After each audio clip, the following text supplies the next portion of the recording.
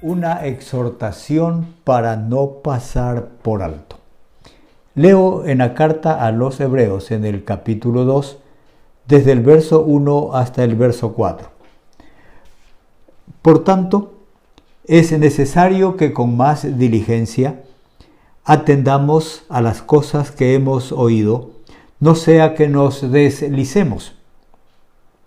Porque si la palabra dicha por medio de los ángeles fue firme, y toda transgresión y desobediencia recibió justa retribución, ¿cómo escaparemos nosotros si descuidamos una salvación tan grande, la cual, habiendo sido anunciada primeramente por el Señor, nos fue confirmada por los que oyeron, testificando Dios juntamente con ellos, con señales y prodigios y diversos milagros y repartimientos del Espíritu Santo según su voluntad.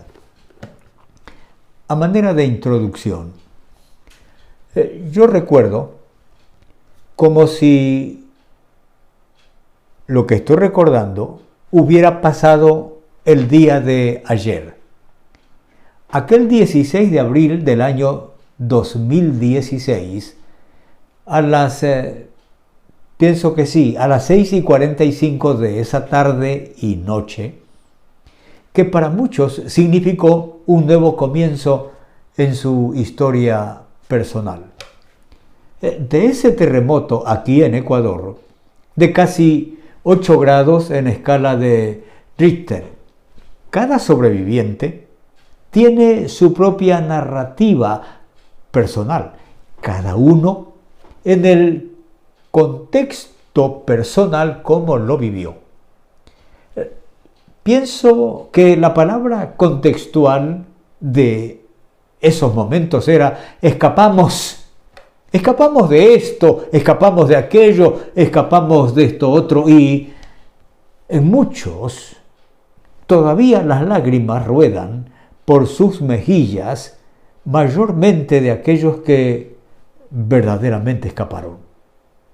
¿Cómo lo lograron? En verdad muchos no lo saben porque nadie podía hacer casi nada. Incluso los que quisieron hacer algo para salvarse perecieron. Sin embargo, algunos o muchos escaparon de la gran catástrofe e incluso de la misma muerte. Sí, pienso que sí, se puede escapar de muchas cosas y catástrofes, pero, escúcheme, ¿cómo escaparemos de la perdición eterna? Porque para ese escape de la perdición eterna solo existe una manera llamada la salvación tan grande. Por eso dice el escritor, ¿cómo escaparemos si descuidamos una salvación tan grande? La palabra clave de esta parte de la escritura es salvación, y usted está de acuerdo conmigo. El término ya ha sido registrado en el capítulo 1, en el versículo 14, donde se dice a los lectores que los ángeles son espíritus ministradores o servidores de parte de Dios que sirven a los creyentes, a los cristianos, herederos de la salvación. El valor de esta salvación, escúcheme, jamás debe ser subestimado por ninguna persona, ya que su precio, el precio de esta salvación, es el sufrimiento y la muerte del Señor Jesucristo. Sí, al Señor Jesús se lo llama en la carta a los Hebreos autor de eterna salvación, que lleva a muchos hijos a la gloria. Esto dice en el verso 10 de este capítulo que estamos tratando. Dice, porque convenía a aquel por cuya causa son todas las cosas y por quien todas las cosas subsisten, que habiendo de llevar, escuche, muchos hijos a la gloria, perfeccionase por aflicciones al autor de la salvación de ellos. Por lo tanto, la salvación del cristiano es, permítame este término, la salvación del cristiano es inconmensurablemente grande. Es la vida del Hijo de Dios, la vida de Jesucristo. El mensaje del Antiguo Testamento no pudo, ni puede, atienda esto, no pudo ni puede ser violado sin que el violador sufra las consecuencias debidas.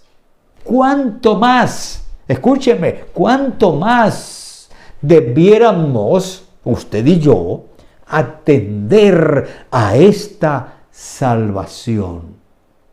Si llegáramos a despreciar el mensaje de esta salvación, es imposible, escúcheme, es imposible que escapemos de la ira santa de Dios y el justo castigo. Escuche, esto dice la Escritura.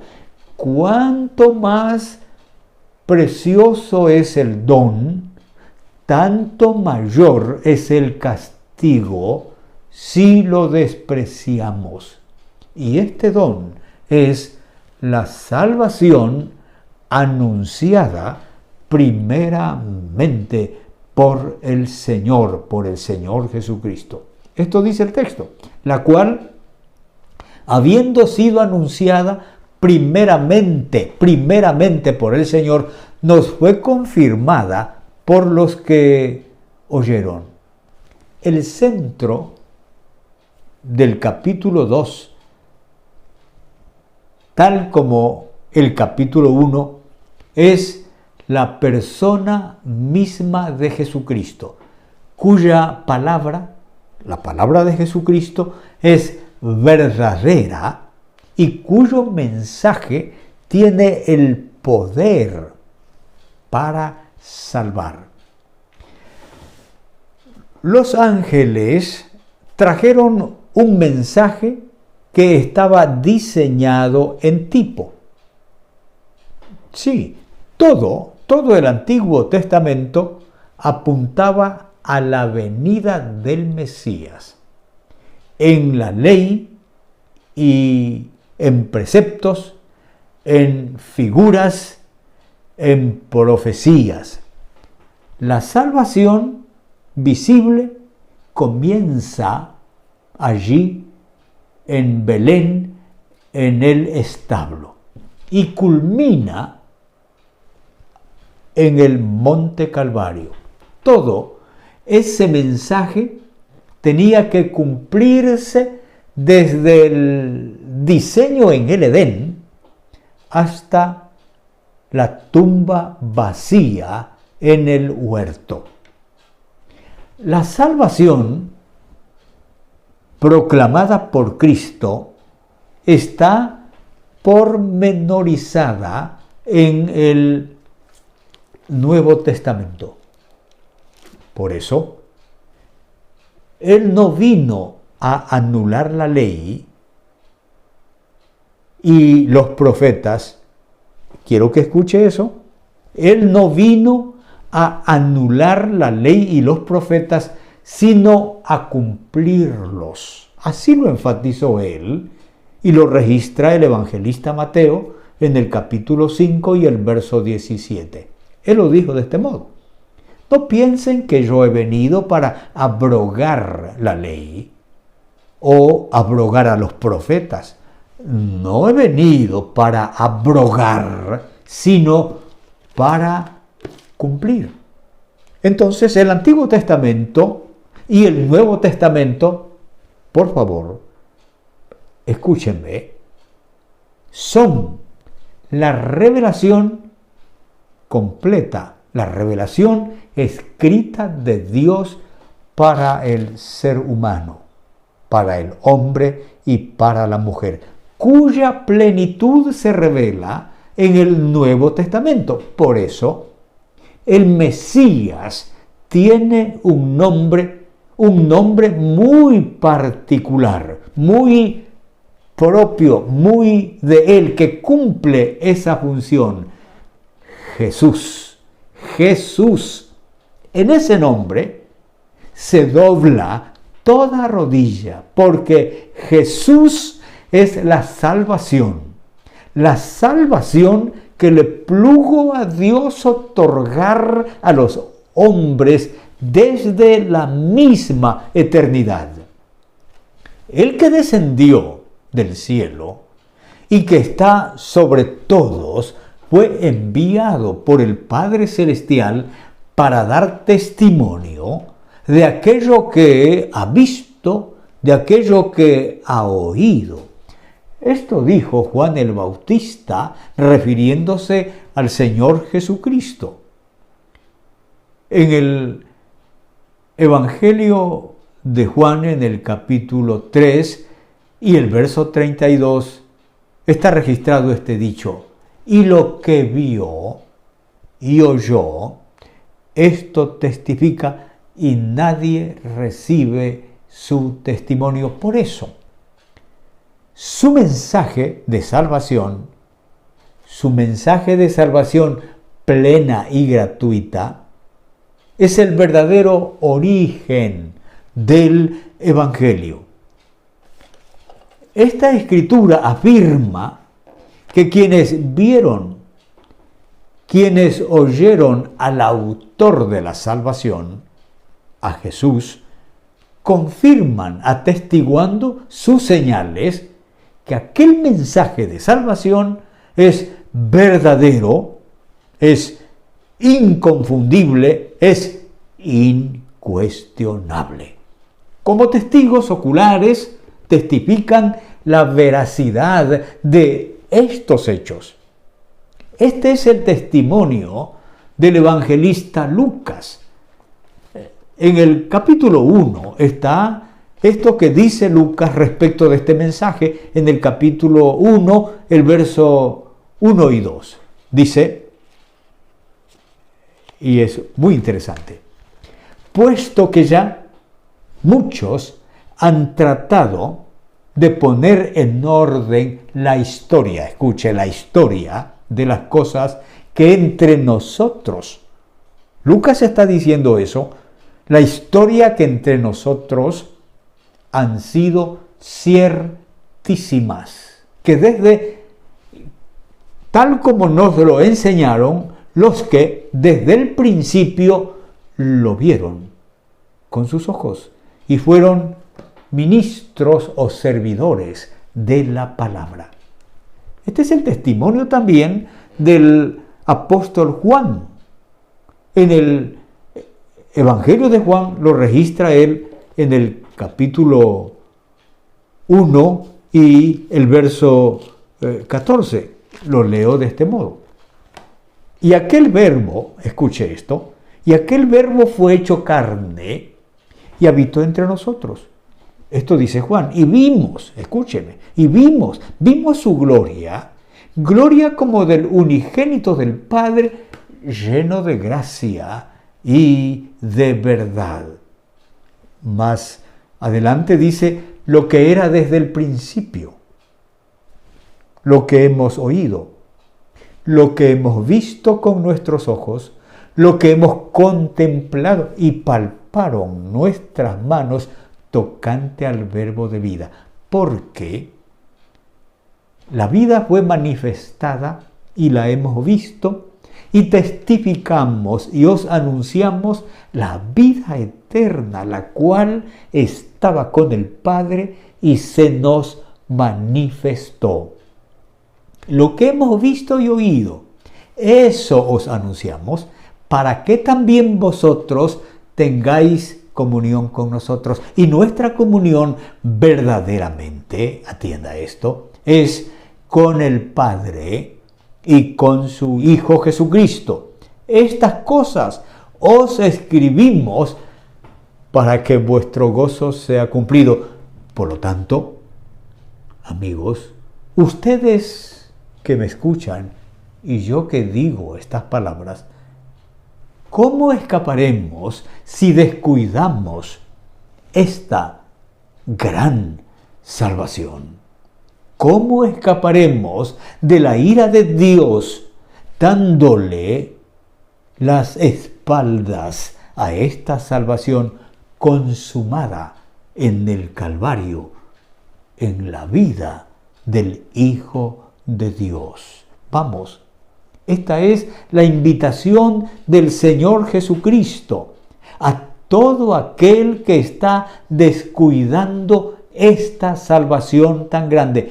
Yo hago la pregunta: ¿es usted uno de estos que tienen poco este mensaje, esta salvación, y que acaso, como tantos, dice usted, yo sigo o yo creo a mi manera? No se trata de tú o de mi manera, es a la manera de Dios.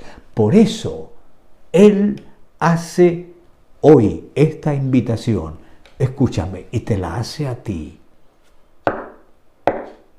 He aquí, yo estoy a la puerta y llamo. Si alguno oye mi voz y abre la puerta, entraré a él y cenaré con él y él conmigo. Vamos, ¿acaso has aceptado esta salvación tan grande? ¿O te resistes? Entonces, si te resistes, aquí calza la expresión: ¿cómo escaparemos si descuidamos esta salvación? Reitero, en este momento, el Señor Jesucristo, yo estoy a la puerta y llamo. Si alguno oye mi voz y abre la puerta, entraré a él y cenaré con él y él conmigo. Abre hoy la puerta de tu vida y acepta esta grande salvación. Podemos hacer juntos una oración. Digámoselo así a Dios.